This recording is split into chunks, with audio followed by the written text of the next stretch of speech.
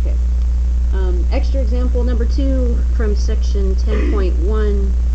This is still comparing two populations for proportions, but we're doing a significance test here. This is, by the way, not an experiment you would want to do for your final project. So still be thinking about that. You do not want to blast your iPods. Okay. So our teenagers going deaf. So the way Rachel asked a great question. She said, "What does it matter what you state for P1 or P2?" And it does not at all, as long as you are consistent and as long as you interpret your results the right way. So just because this is the way I did it, let's let P1 be proportion with hearing loss, proportion of teenagers with hearing loss in 2005 to 2006. And again, since I'm going to show you how to do this on your calculator, I'm going to write the actual numbers here. So out of 1800, what's 15%? Or is it, let's see, out of 1800, what's 19.5%? So it's going to be 1800, 19.5. So it was 351. This is just for later for our calculator. And then let's let P2, this is P1 hat, right? This is the sample. This is P1 hat. And then for P2, let's do the same thing, but it's going to be from 1988 to 1994. And let's do, and that's going to be 450 over 3,000, and that's going to be P2 hat. This is, again, only for entering in your calculator later. So, and we're going to, okay, so H naught is going to be, you tell me, well, it's going to be the difference is equal to 0. Okay, so that there's no change. And then what's our alternative? Is it two-sided or is it one-sided? And which way? Is it greater than 0 or less than 0? P1 minus P2 is greater than 0, right? We're interested in seeing if hearing loss has increased, so greater than 0. And it doesn't say what significance level, so we're going to do at alpha is 5%. So we're going to plan, I'm more interested in telling you what the name of the test is, and I'm going to just let you know how to test the 3 conditions from the last example. So we're going to do a 2-sample, what's it called? So perform 2-sample z-test if, I'm just going to write if 3 conditions met. That's going to save a lot of time, because you know how to test those from the last example. So we're going to assume that those conditions have been met, and now we're going to do our do.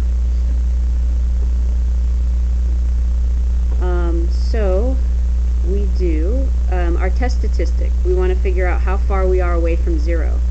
So our test statistic is z equals, and now look at the formula in your notes. So we're going to do P1 hat minus P2 hat. So what's that?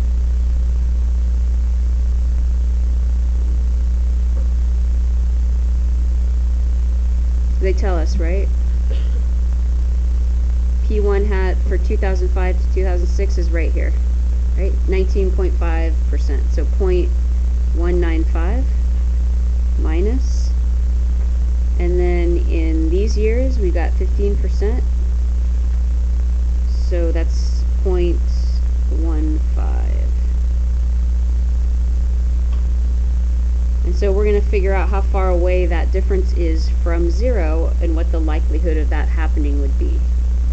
So we have to divide by the standard deviation, which is found by doing we need our pooled proportion. So off to the side, our pooled proportion is, you just take 450 plus 351 from here, from our samples. That's the number of, I guess, positive outcomes, if you would say it's positive. 450 over 351 out of the sample size is 3,000 plus 1,800. That's our pooled proportion. And so when you do that on your calculator carefully, parenthesize if necessary, you're going to get a proportion of 0.167. So that's what we use for our pooled proportion. So you get, so we're going to do 0.167 over 1 minus 1 minus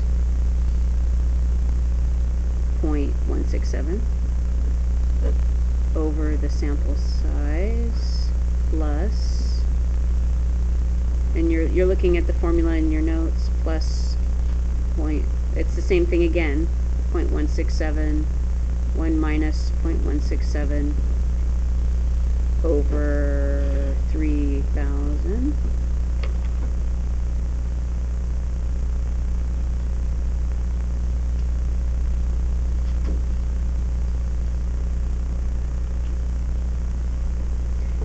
Okay, so it's kind of messy to type it in your calculator, but if you do all this carefully,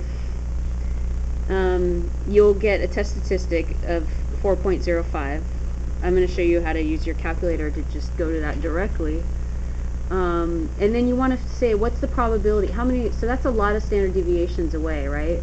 So that's not likely to happen. So our p-value is going to be pretty small. So you could do normal CDF, since this is just a normal distribution. What is the likelihood of, and we would go from 4.05 as our lower bound to, and we're doing greater than, right? So 4.05 to infinity. What's that area or likelihood that we would get something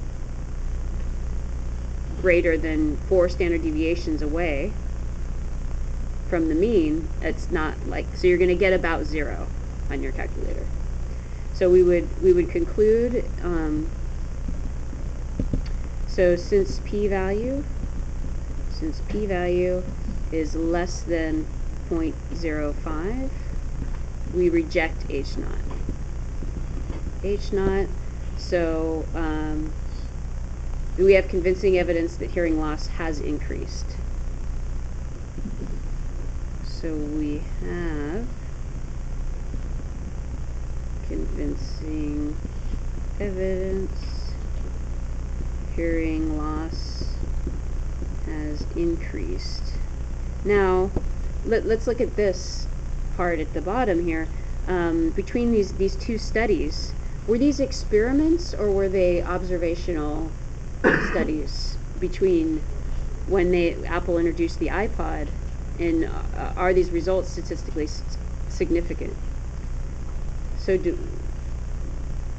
was there an experiment? No, we didn't randomly assign some teens to listen to iPods and to others to not, right?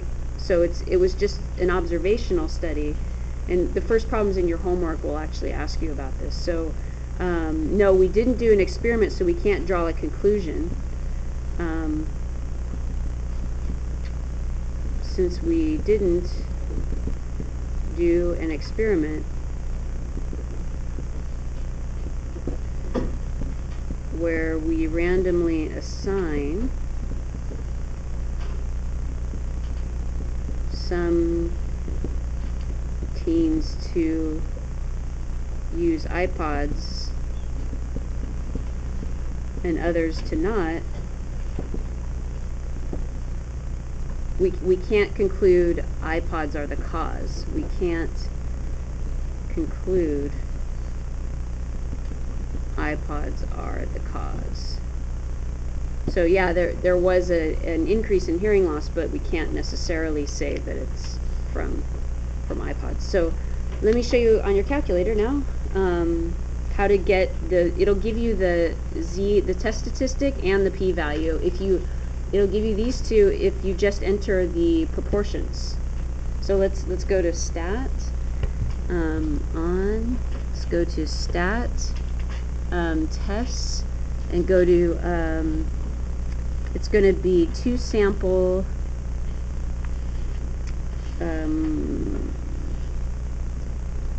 2 prop z test, not sample, 2 prop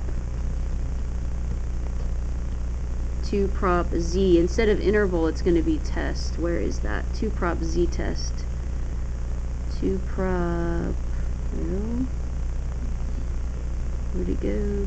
2 prop z, it's way up here. Okay, 2 prop z test, it's number 6. 2 prop z test. So hit enter on number 6, 2 prop z test, and then just go, okay, make sure you do it, you have to enter them in the right order. It's so easy to make a mistake. So that's why you have to define them. So P1, the proportion was 351 over 1800. 351 over 1800. P2 was 450 over 3000. And then you got to choose, is it two-sided or is it one-sided less than, one-sided greater than? So which one is it? We said greater than, right? So you have to go to greater than, or you'll get the wrong conclusion entirely. So calculate, and there we go. So we're checking our answers because it's easy to make a mistake with these formulas. There's our z test statistic and our p-value, and it's really small. Don't write down 2.58, please. Don't make that mistake, okay? It's times 10 to the negative 5 power. So it's a very small number. It's close enough to 0 for that. And that's all you need for your conclusion, those numbers.